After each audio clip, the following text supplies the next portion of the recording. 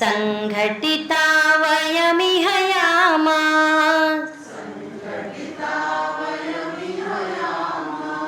राष्ट्रसमर्चां करवाम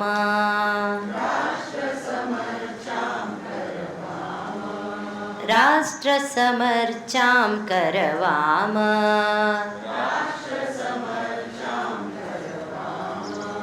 न कमपि भेदं गणयाम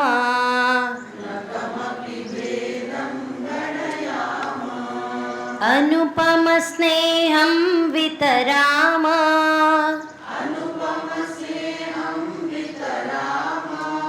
स्यादपि कष्टशतं सततम्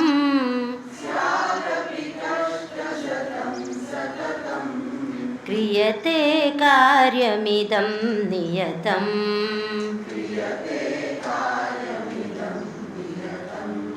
क्रियते कार्यमिदं नियतम्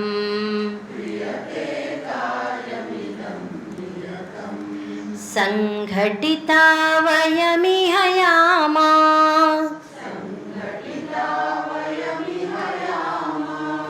राष्ट्रसमर्चां करवाम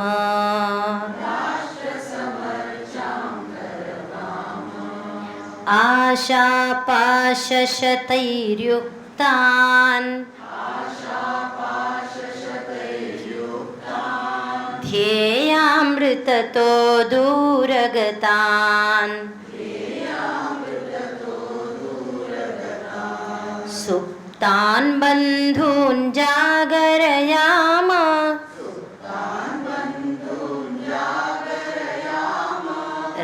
राष्ट्रसुकर्मसु लगयाम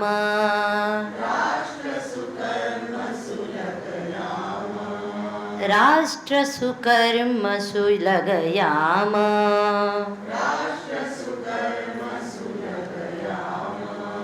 संघटिता वयमिह यामा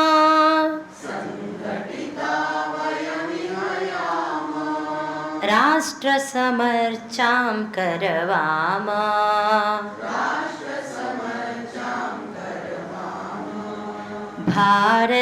भारतमस्माकं जननी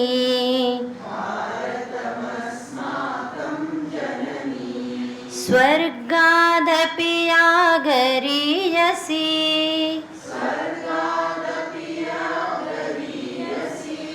विश्वगुरुं तां करवाम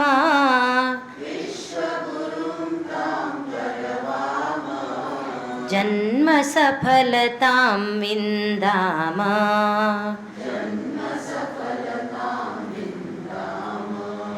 जन्मसफलतां विन्दाम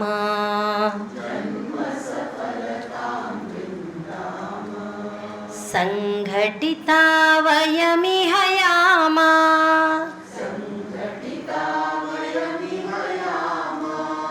राष्ट्रसमर्चां करवाम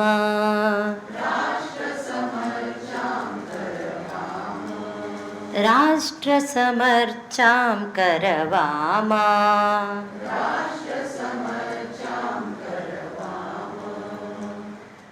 प्रातः यदा लिट्लकारस्य प्रयोगः आसीत् एकः परिष्कारः अस्ति जगाम जग्मतुः जग्मुः जगमिथ जग्मतुः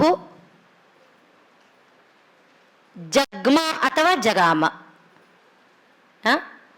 जग्म एव लिखति चेदपि वरं जगाम प्रथमपुरुषे जगाम जग्मतुः जग्मुः जगमिथ जग्मथुः जग्म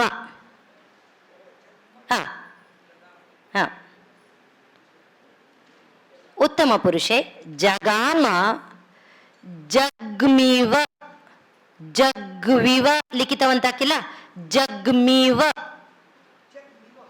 जग्मीव लेखनीयं जग्मीव ग हल हलन्त अनन्तरं मकार मि जग्मीव जग्मीम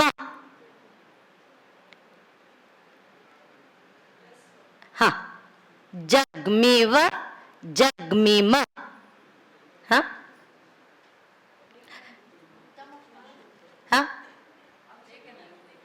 लेखनीयं मास्तु न वा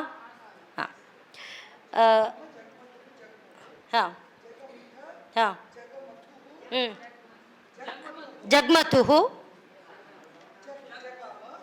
जग्म जग्म जग्म लिखतु उत्तम मध्यम पुरुषे बहुवचने जग्म जगाम अपि अस्ति जग्म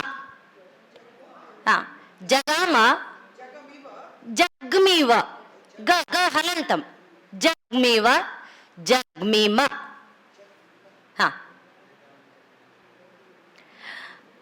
इदानीम् अहं लिट्लकारं न पाठयामि इदानीं वयं सर्वदा अपि संस्कृतक्रियापदानाम् उपयोगं कुर्मः यद्यपि पूर्वमेव उक्तं दशलकाराः सन्ति तर्हि दशलकाराणामपि उपयोगः शक्यते किं व्यवहारसन्दर्भे इति चेत् न प्रायः चतुर्णां वा पञ्चलकाराणां प्रयोगं कुर्मः अहं केवलं दशलकाराणां विभागं दर्शयामि अनन्तरम् अस्माकं व्यवहारार्थं कः प्रयोगः अस्माभिः स्वीकरणीयः कः लकारः स्वीकरणीयः इति अंशं सूचयितुं प्रयत्नं करोमि अत्र भवन्तः माहेश्वराणि सूत्राणि जानन्ति ऐ उण् ऋ लृक् ए ओङ् ऐ औच् हयवट् अग्रे ऐ औच् तावत् पर्यन्तम् एषा न दृश्यते इति अतः न लिखति अन्य अस्तु अहं स्वल्पमेव लिखामि अत्र भवन्तः जानन्ति अ स्वरेषु अनन्तरम् इ ओ ऋ लृ ए ऐ ओ औ न वा अस्तु ओ औ अस्ति एवं वयं स्वराणां विषये जानीमः तर्हि दशलकाराणां तत्र स्मरणं कथम् इति वस्तुतः लट्वर्तमाने लेड्वेदे इति श्लोकः अस्ति अनन्तरम् अहं वाचयामि किन्तु अस्माकं तु श्लोकाधारेण न सामान्यरूपेण वयं शीघ्रं कथं ज्ञातुं शक्नुमः इति चेत् लकाराः लट् न वा अकारः अस्ति लट् तदनन्तरं इ अस्ति किल तदर्थं किं करणीयं लिट् लट् लिट् अनन्तरं लुट् लुट् अनन्तरं लृट्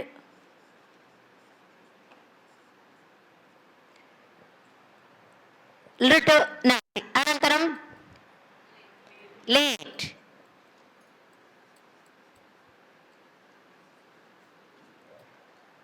ऐ नास्ति तदनन्तरं लोट् एवम् अत्र षड्लकाराः तदनन्तरं लङ् लङ् अनन्तरं इ लिङ् लिङ् लिङ् लिङ्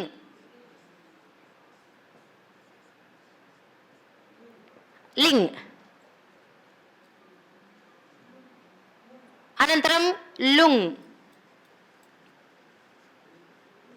तदनन्तरं लृङ्,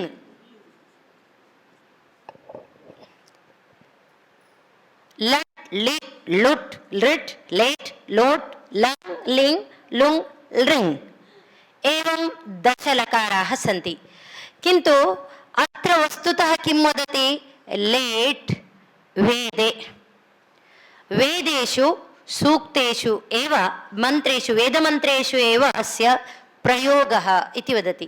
तर्हि तत्र कथं रूपाणि भवन्ति इति चेत् प्रायः अहम् MA मध्ये तत्र वेदभागस्य कश्चन मन्त्रः पाठनीयः भवति। तत्र कदाचित् दृष्ट्वा ज्ञायते सर्वदापि वयं क्रियापदस्य उपयोगसमये उपसर्गयुक्तमेव धातुं प्रयोगं कुर्मः। उदाहरणार्थम् इदानीं गच्छति, आगच्छति, प्रतिगच्छति इत्येव वदामः।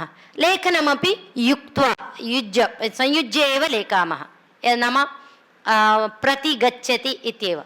तत्र तथा न भवति, प्रति इति आरम्भे भवति, तदनन्तरं गच्छति इति भवति। यत्र यत्र उपसर्गाः सन्ति तेषां प्रायः पृथक्त्वेन स्थापनं भवति वेदमन्त्रेषु। तस्मात् एतस्य उपयोगः विशेषतया लेट् मध्ये एव इति वदन्ति, अतः व्यवहारार्थं नास्ति। तर्हि अत्र 9 लकाराः एव अभवन् इति चिन्त्यते चेत् लिङ् एतद् द्विधा, आशीर्लिङ् विधिलिङ् एतद् द्विधा।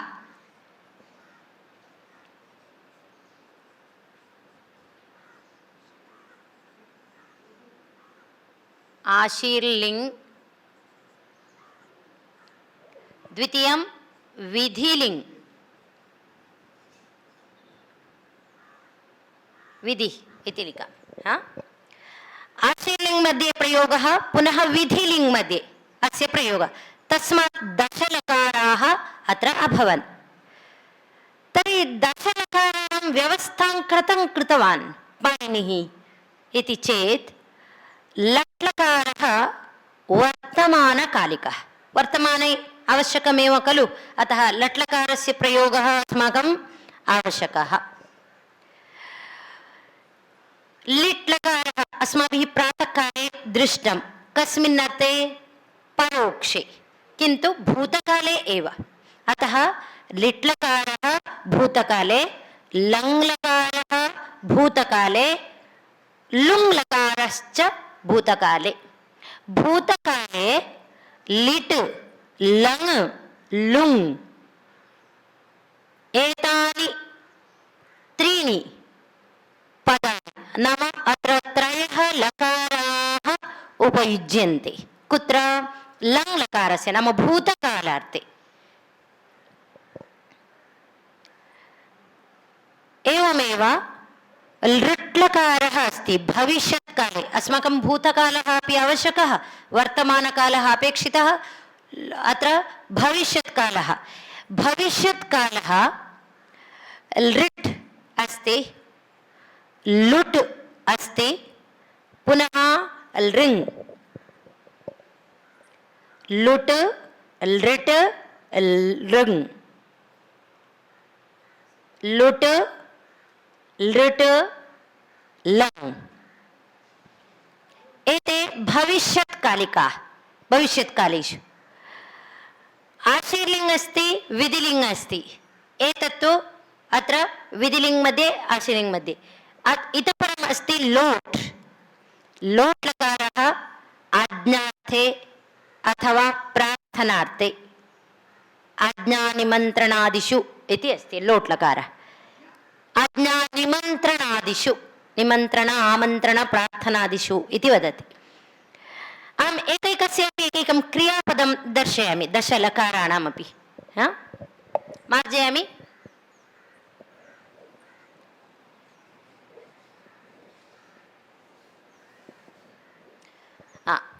लट् लकारे इदानीं स्वीकुर्मः चेत् कः लकारः भवति इति स्वीकुर्मः?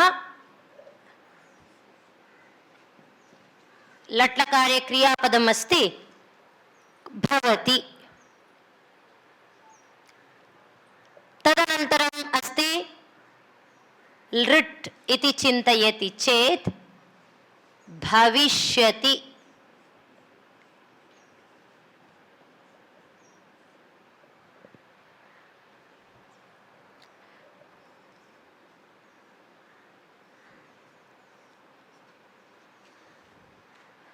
लुट् लकारः किल भविष्यत्काले पुनः लुट्,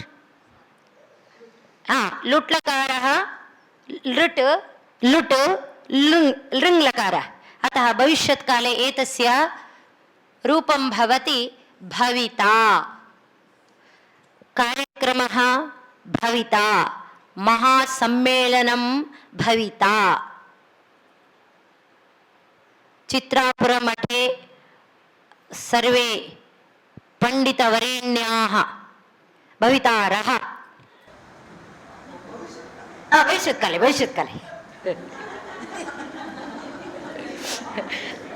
वर्तमानकाले इति दुःखम् अभवत् न।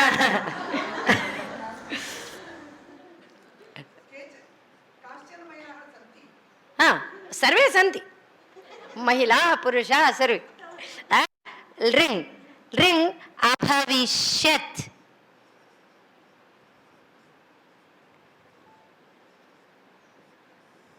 अभविष्यत्।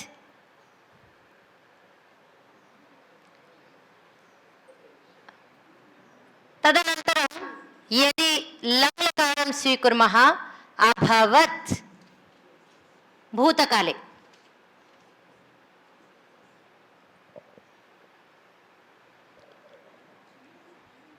लुङ् अभूत्,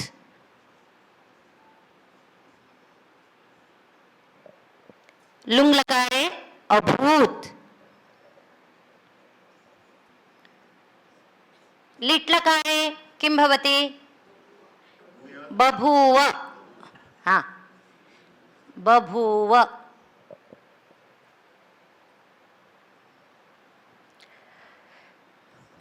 लोट् लकारे भवतु,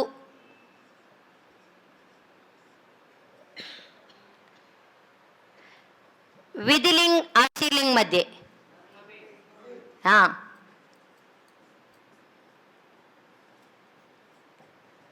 विधिलिङ् भवेत्। पुनः आशीलिङ् मध्ये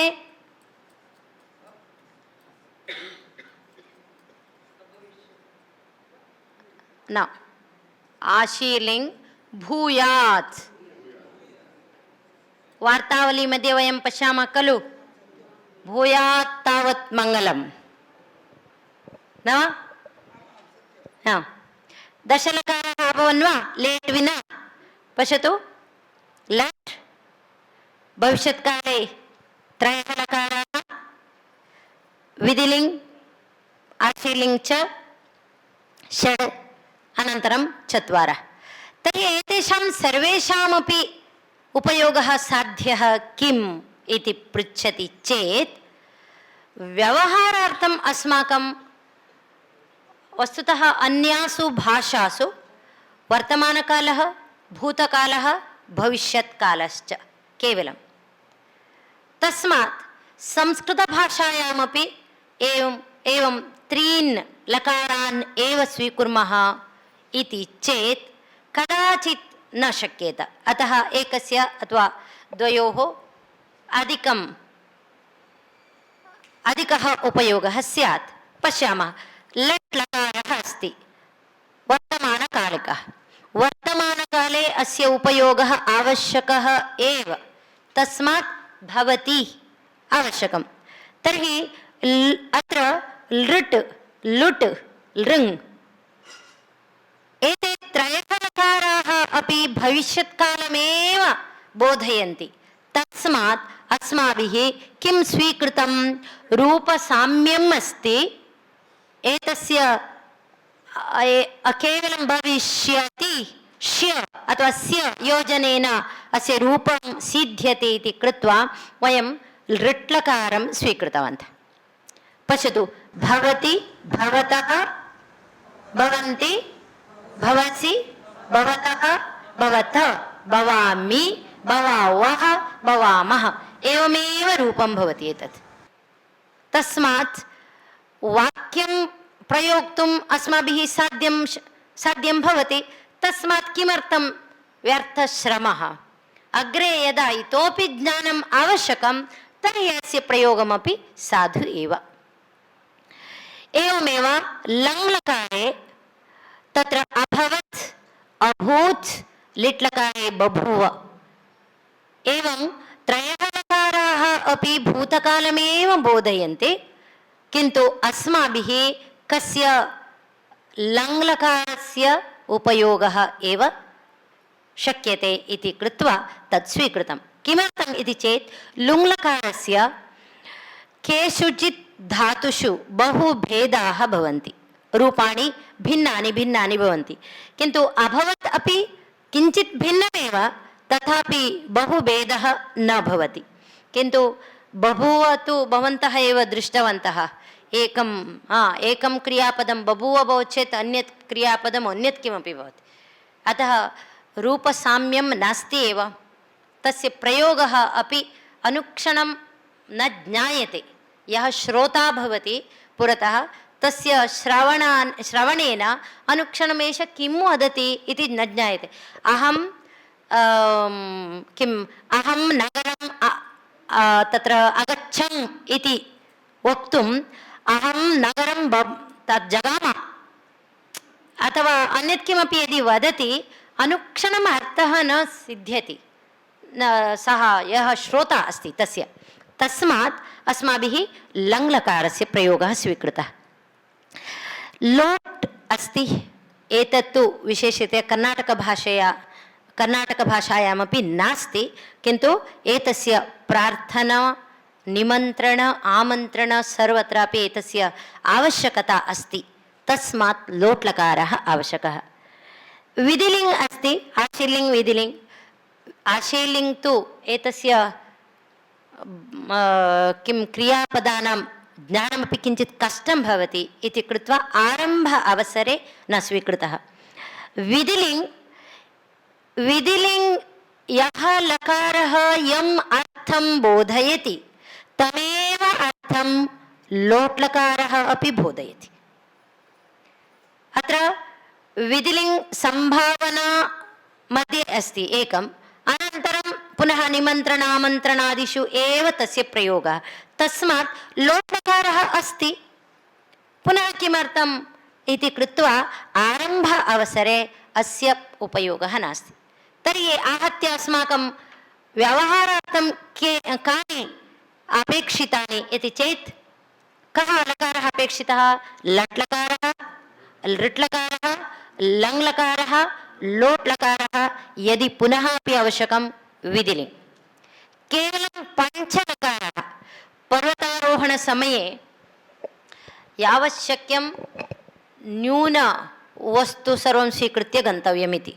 न अहं तत्र गत्वा पाकं करोमि, मम गमनसमये पाकवस्तूनि अनन्तरं शय्या वस्त्राणि सर्वाणि यदि स्वीकृत्य पर्वतारोहणार्थं गच्छति, पर्वतारोहणं न करोति, पुनः स्वयं तस्मात् आरम्भ अवस्थायां यानि अनिवार्यतया अपेक्षितानि तानि एव स्वीकृत्य वयं सावधानं सोपानम् आरुह्य गच्छामः।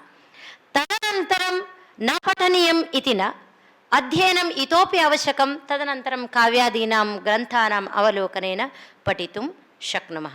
एवं विभागाः दर्शिताः। इतः परं क्रियापदेषु प्रायः भवन्तः सर्वेपि जानन्ति, अध्ययनं कुर्वन्तः सन्ति। त्रयः पुरुषाः क्रियापदेषु, एवमेव त्रीणि वचनानि। क्रियापदस्य मूलं रूपम् अस्ति धातुः इति उच्यते। एवमेव शब्दरूपाणां सुबन्तानां मूलरूपं प्रातिपदिकम् इति वदामः। सुबन्तानां तत्र विभक्तिप्रत्ययाः भवन्ति। सुप् इति प्रत्ययाः प्रायः 24 रूपाणि भवन्ति। 21 पुनः सम्बोधनमपि संयुज्य तत्र त्रीणि भवन्ति, 24 रूपाणि भवन्ति।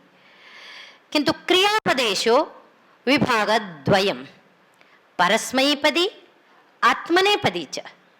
परस्मैपदी नवरूपाणि भवन्ति। परस्मैपदी धातवः ये सन्ति तत्र एकैकस्यापि नवरूपाणि भवन्ति। यथा त्रीणि वचनानि, त्रयः पुरुषाः।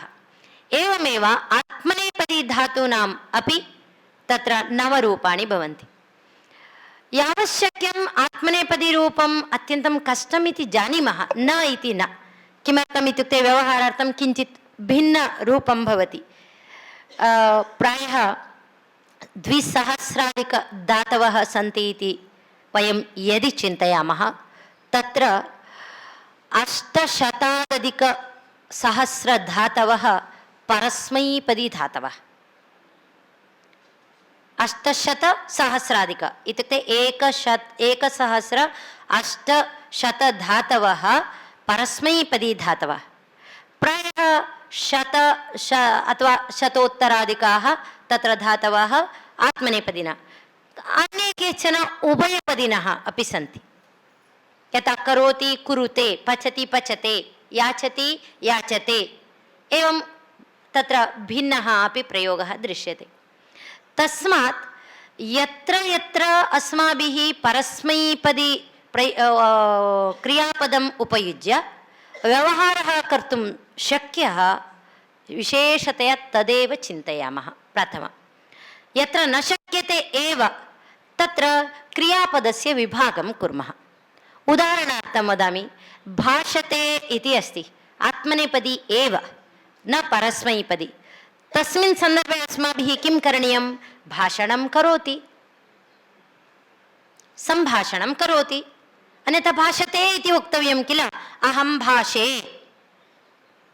इति वक्तव्यम्। अतः अस्माकं परिचयः अस्ति, करोति कुरुतः कुर्वन्ति, करोषि कुरुतः कुरुतः, करोमि अहं करोमि, अहं सम्भाषणं करोमि। यत्र यत्र आवश्यकता अस्ति क्रियापदस्य विभागं करोतु। क्रियापदस्य विभागं करोति चेदपि कश्चन क्लेशः अस्ति। कदाचित् अग्रे यदि मेलिष्यामि वदिष्यामि क्रमशः। इदानीं तु क्रियापदानां विषये चिन्तयन्तः स्मः। अनन्तरम् अस्माभिः एकैकस्य प्रयोगः चिन्तनीयः। भवन्तः सर्वेपि जानन्ति, तथापि अहं स्मारयितुम् इच्छामि केवलम्। अत्र 9 रूपाणि भवन्ति एकस्य क्रियापदस्य।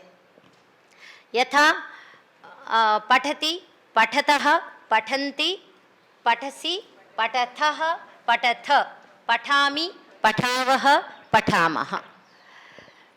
संस्कृतभारत्या एवं चिन्तनं कृतं। भवन्तः अध्ययनं कुर्वन्तः सन्ति, तस्मात् युष्मद् प्रयोगस्य युष्मदन्तवाक्यानि अपि जानन्ति। किन्तु अस्माभिः अग्रे समाजं प्रति पाठनीयमस्ति। वयम् अस्माकं जनाः एव संस्कृतेन सम्भाषणं निरर्गलं कुर्युः, धाराप्रवाहेन। यथा इदानीं कोङ्कणी मध्ये मध्ये वदन्ति, तावत् संस्कृतेन वदेयुः, चिन्तनं कुर्युः, स्वप्नं पश्येयुः संस्कृतेन। तादृशं तर्हि कथं स्यात्? अस्माकम् अध्ययनमपि तथा स्यात्। तदर्थम् अस्माभिः एवम् आरम्भे चिन्तितं, पठति, एतस्य निर्वाहः आवश्यकः एव। एतत् परित्यज्य न शक्यते। पठति, बालः पठति, अन्यः कः पठति? बालिका पठति, पुरुषः पठति, महिला पठति, युवती पठति, शिशुः पठति, न वा? पठति। एवमेव पठन्ति। पठसि, पठथ, पठामि, पठामः।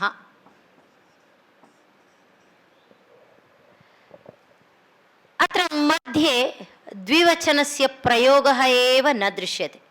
यथा अहम् आरम्भे उक्तवती, इदानीं पर्वतारोहणं कर्तुम् उद्युक्ताः वयं। तस्मात् यावत् शक्यं तावदेव गृहीत्वा तस्य एव प्रयोगं कृत्वा अग्रे अग्रे गच्छामः। तस्मात् पठति प्रथमपुरुषः अस्ति, अतः प्रथमपुरुषः आवश्यकः एव। सर्वदा प्रथमपुरुषः, मध्यमपुरुषः, उत्तमपुरुषः यदि अस्ति, सर्वदा उत्तमपुरुषः किं वदति, उत्तमः कः इति पृच्छति चेत् जगति किं वदति, अहमेव उत्तमः, अन्य कोऽपि नास्ति, न वा? अहमेव सर्वज्ञः, अहमेव उत्तमः इति वदति। तस्मात् उत्तमपुरुषस्य प्रयोगः आवश्यकः एव। उत्तमं परित्यज्य वयं गन्तुं न शक्नुमः, तस्मात् अहङ्कारः आवश्यकः एव, न वा? तस्मात् तर्हि पठसि मध्यमपुरुष, अहं उत्तमः, मध्यमः कः, त्वं, मध्यमः त्वं, न वा? अतः सर्वदापि मध्यमपुरुषे तत्र त्वं युवां यूयम्, अहम् आवां वयम्, अहम् आवां वयं त्वं युवां यूयम्, अस्मत् शब्दस्य युष्मत् शब्दस्य द्वयोः अत्र किं सर्वनामानि त्यक्त्वा अन्यत् सर्वं कुत्र अन्तर्भवति, प्रथमपुरुष। वयं वदामः सर्वदा उत्तमपुरुषस्य गृहे केवलं 3 जनाः एव गन्तुं शक्नुवन्ति, अत्र अन्येषां गमनं निषिद्धम्। यदि तत्रापि एकवचने पठामि एव गच्छति, द्विवचने पठावः एव गच्छति, बहुवचने पठामः एव। एवमेव मध्यमपुरुषे अपि विशालः अस्ति, उदारमनोभावः अस्ति प्रथमपुरुषे, आगच्छतु आगच्छतु सर्वेपि आगच्छन्तु इति वदति। तस्मात् प्रथमपुरुषस्य उपयोगः अधिकः। तस्मात् वयं किं कुर्मः, पठति अस्ति किन्तु पठतः आवश्यकं, न वा? अतः आरम्भसम्भाषणशिबिरेषु वयं पठति पठन्ति पाठयामः। पश्यतु, पठति अस्ति, केवलं लेखनसमये केवलम् एतस्य योगः कृतः चेत् पठन्ति भवति। पठति, बालकः पठति, बालकाः पठन्ति, युवकः वदति, युवकाः वदन्ति, महिला पृच्छति, महिलाः पृच्छन्ति। तर्हि द्विवचनस्य उपयोगः न आवश्यकः वा इति पृष्टे सम्भाषणशिबिरेषु वयं द्वयम् इति समासं कुर्मः। उदाहरणार्थम् अङ्गुली अस्ति, अङ्गुलीद्वयम् अस्ति, एकवचनं जानीमः एव किल, अङ्गुलीद्वयम् अस्ति, कर्णद्वयम् अस्ति, नेत्रद्वयम् अस्ति, पादद्वयम् अस्ति, एवमेव वदामः शुद्धं रूपम् अपि। कोऽपि सम्भाषणशिबिरम् आगत्य तत्र कः शिक्षकः भो अशुद्धं पाठयति इति कोऽपि वक्तुं न अर्हति। यतः तत्र अङ्गुलीद्वयं कर्णद्वयम् इति समासं कुर्मः वयं, किन्तु एवं न भवति कर्णद्वयम् इति वक्तुं द्वयं कर्ण न, द्वयं पाद अस्ति, द्वयं कर्ण अस्ति, द्वयं हस्त अस्ति न, हस्तद्वयम् अस्ति, पादद्वयम् अस्ति, कर्णद्वयम् अस्ति, एवमेव। तस्मात् तर्हि द्विवचनस्य प्रयोगः अत्र न आवश्यकः, तस्मात् परित्यक्तवन्तः। अनन्तरं पठामि पठामः, अहं पठामि, वयं पठामः, एतद् अपि अत्र सम्भाषणशिबिरेषु वयं न पाठयामः। कारणं युष्मद् शब्दः प्रायः कुत्रापि तथा लिखितं नास्ति, गौरवार्थे एव भवत् शब्दप्रयोगः, युष्मत् शब्दप्रयोगः तत्र किं गौरवं न्यूनं करोति इति कुत्रापि शास्त्रविधिः नास्ति, किन्तु प्रायः तत्र ग्रन्थानाम् अवलोकनेन ज्ञायते भवत् शब्दः गौरवार्थः। कुत्रचित् नाटकेषु कदाचित् युष्मत् शब्दप्रयोगः अपि दृश्यते, न इति न, किन्तु प्रायः भवत् शब्दप्रयोगेन प्रथमपुरुषस्य एव प्रयोगः साधु। नाम मध्यमपुरुषस्य न। यथा भवान् भवान् तत्र अस्ति, भवती अत्र अस्ति, भवती। अतः भवान् भवती इत्यनेन स्त्रीलिङ्गपुल्लिङ्गयोः ज्ञानं भवति। तस्मात् एतद् त्वं युवां यूयम् एतस्यापि प्रयोगः न आवश्यकः। इत्युक्ते एकस्मिन् लकारे चतुर्णां रूपाणां ज्ञानम् अत्यावश्यकम्, अनिवार्यम्। तेषां प्रयोगं प्रथमं पाठयामः। प्रथमसोपाने एतेषामेव प्रयोगः केवलम्। अकस्मात् मिलित्वा अहं च एषा पच्ची सुजातपच्ची महाभागा गच्छावः, आगच्छ वयं गच्छामः इति वदामः। चिन्तां न करोतु, तत्र दोषः नास्ति, वयं गच्छामः। यथा तत्र विशेषतया भवन्तः लक्षितवन्तः स्युः, स्वामिनः गुरुचरणाः अथवा ज्येष्ठाः अत्यन्तं वयोवृद्धाः सर्वेपि सर्वदापि अहं गच्छामि, तत्रापि स्वामिनां तु सन्यासदीक्षां ये स्वीकृतवन्तः तेषां तु अहं गच्छामि इति प्रयोगः न शक्यते एव, ते न कुर्वन्ति अपि। वयं साधयामः, वयं गच्छामः इत्येव वदन्ति। कारणं कदापि यत्किमपि कार्ये आत्मानम् अहमेकः इति ते न आयोजयन्ति, संयोगं कुर्वन्ति। वयं कुर्मः, वयं चिन्तयामः इत्येव प्रयोगं कुर्वन्ति। तस्मात् पुरातननाटकेषु भवन्तः दृष्टवन्तः स्युः अथवा पठितवन्तः श्रुतवन्तः स्युः, राजा वयम् इदानीं प्रविशामः न वा? राजा तथैव राज्ञः वाक्यं वयम् इदानीं तत्र प्रविशामः इत्येव नाटकेषु प्रयोगः दृश्यते। यद्यपि राजा एकः एव आगच्छति, किन्तु प्रयोगः वयम् इदानीम् आगच्छामः, प्रविशामः। तस्मात् मिलित्वा गमनसमये यदि द्वाभ्यामेव गम्यते तस्मिन् वयं गच्छामः वदन्तु, आरम्भावसरे चिन्ता नास्ति। अतः अत्र चतुर्णां पठति पठन्ति पठामि पठामः एतेषां क्रियापदानाम् उपयोगः अनिवार्यतया आवश्यकः। तेषां प्रयोगं वयं समीचीनतया यदि कुर्यामः तर्हि अस्माकं सम्भाषणं शुद्धमपि भवति। कोऽपि भवन्तः दोषयुक्तं सम्भाषणं कुर्वन्ति इति दर्शयितुमपि न शक्नुवन्ति। वस्तुतः अत्र बहु सम्यक् सर्वेपि वदन्ति, अन्तरङ्गे संस्कृतम् अस्ति एव। यः कोऽपि अहं संस्कृतं न जानामि इति कश्चन मूर्खः वदति चेदपि तस्य अन्तरङ्गे संस्कृतम् अस्ति, किन्तु अन्तःशक्तिः यदि बहिरागच्छति तर्हि निश्चयेन वयं सदा अपि संस्कृतेन एव वक्तुं शक्नुयामः।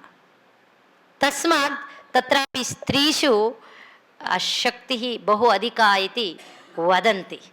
स्त्रीशक्ति पुरतः अन्यत् किमपि नास्ति, निश्चयेन अपि ब्रह्मा अपि वदति। यथा तत्र किं प्रकृतिः पुरुषः इति, तस्मात् ब्रह्मा अपि भवन्तः श्रुतवन्तः यक्षगाने ब्रह्मा अपि ब्रह्मकपाल इति दृष्टवन्तः।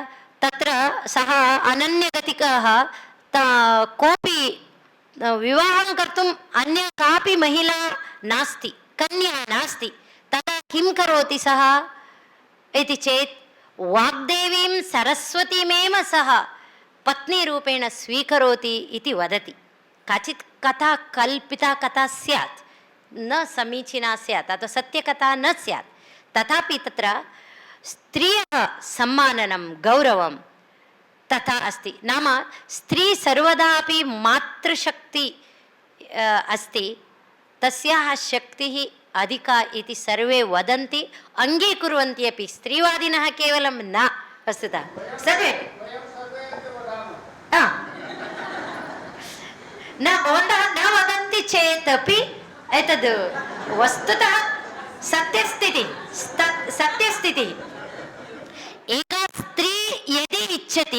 एका स्त्री यदि इच्छति स्वगृहं संस्कृतं कर्तुं शक्नोति तदेव यदि पुरुषः इच्छति यदि स्त्री न इच्छति तर्हि गृहं संस्कृतगृहं भवितुं न अर्हति कारणं स्त्रियः मनः कुर्वन्ति चेत् यत्किमपि साधयितुं शक्नुवन्ति सामर्थ्यमस्ति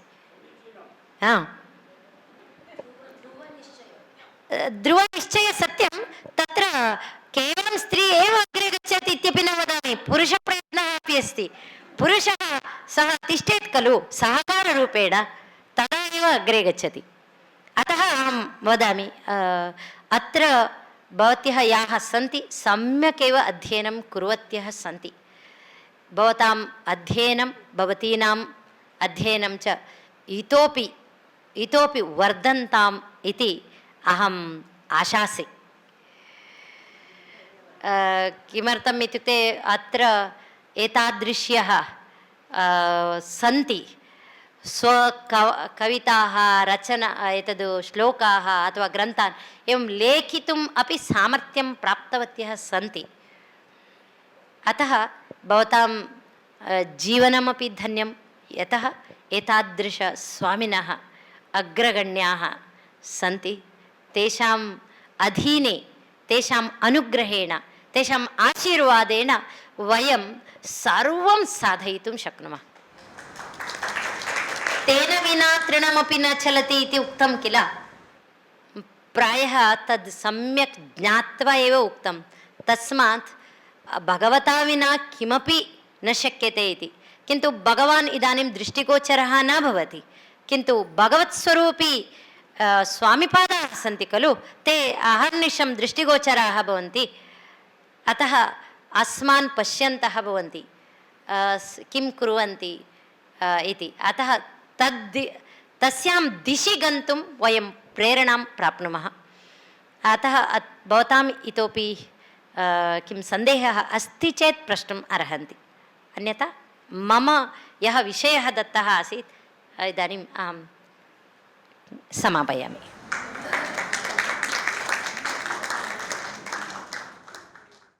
अत्र वयं प्रायशः अध्यापकाः सर्वे अध्यापकाः अध्यापिकाः एव सम्मिलिताः स्मः